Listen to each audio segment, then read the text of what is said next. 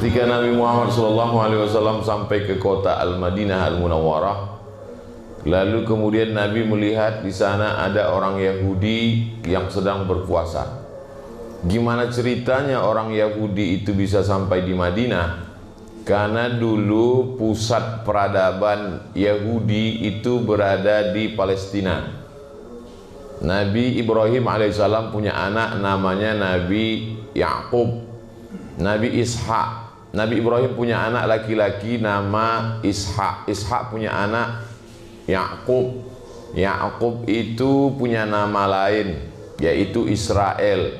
Maka anak cucu keturunan Yakub disebut dengan Bani Israel. Dan mereka punya peradaban di Palestina. Kemudian datang serangan dari Babilonia, bukan Bangka Belitung. Datang serangan dari Babel, Raja Nebukadnezar.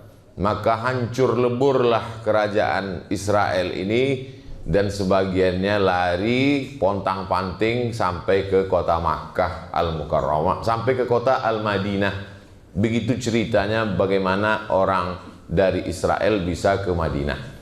Lalu kemudian di Madinah ini mereka membuat beberapa komunitas. Di antara komunitas yang besar Bani Nadir, Bani Quraizah, Bani Qainuqa.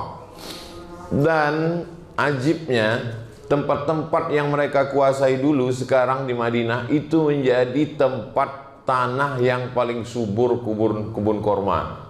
Itu menunjukkan mereka punya kecerdasan yang luar biasa untuk memilih mana lapak tanah tempat bertanam korma.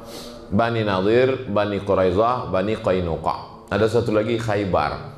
Lalu kemudian ketika Nabi dan sahabat sampai ke kota Al-Madinah Al-Munawwarah, Nabi melihat mereka sedang melaksanakan puasa.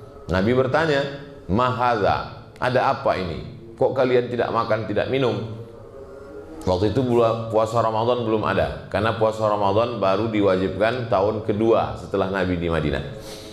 Nabi bertanya, "Ini ada apa? Kenapa kalian puasa hari ini?" Mereka menjawab, "Hadza yaumun salihun." Ini hari yang baik.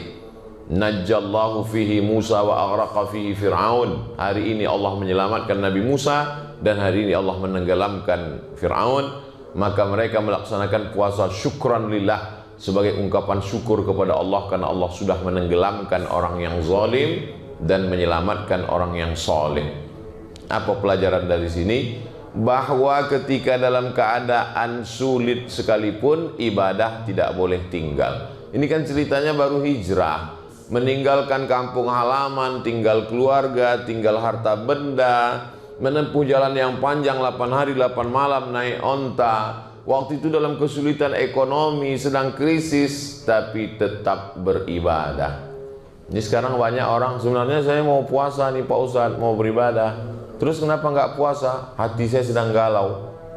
Justru sedang susah itulah kita banyak-banyak beribadah. Karena Allah berjanji, "Falyabudu rabb hadzal bait." Banyak-banyaklah kamu beribadah kepada Allah. Kalau kamu banyak beribadah, Allah berjanji dua. At'amahum min ju'. Kalau kamu lapar, kamu dikasih makan. Wa amanahum min khauf. Kalau kamu ada rasa takut, rasa cemas, rasa ngeri, maka Allah akan ganti ketakutan kamu itu dengan amanahum, rasa aman, rasa tentram. Maka rasa cemas terhadap COVID-19, rasa khawatir terhadap virus tidak bisa ditenangkan oleh masker, hand sanitizer, dan lain sebagainya. Tapi yang bisa menenangkannya adalah dengan banyak-banyak beribadah, dalam kurung tetap jaga syarat dan ketentuan berlaku. Makanya saya tetap juga menjaga itu. Nah, lalu kemudian Nabi SAW wa amara bi siyamihi, memerintahkan sahabat untuk melaksanakan puasa. Tapi puasanya bukan wajib, sunnah. Tapi kata Nabi, bedakan dengan orang Yahudi. Khaliful Yahud. Banyak sekali hadis tentang Khaliful Yahud. Khaliful Yahud, bedakan diri kamu dengan orang Yahudi. Orang Yahudi itu kumisnya panjang, jenggotnya panjang. Bagaimana cara membedakannya dengan orang Yahudi? Kata Nabi, uqsus syarib, pendekkan kumis kamu. Wa'ful liha, biarkan jenggot kamu.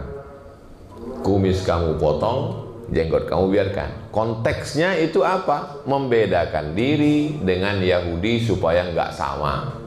Dan sampai sekarang rabi-rabi, pendeta Yahudi itu disebut rabi, tempat ibadahnya namanya sinagog. Rabi-rabi Yahudi itu bisa dilihat jenggotnya panjang, kumisnya panjang, dan apa namanya ini? Jambang. Bukan jambang, kalau jambang yang tumbuh di sini. Ini yang rambut di samping ini. Nah, dibiarkan panjang. Terserahlah apa namanya, pokoknya rambut tumbuh di samping.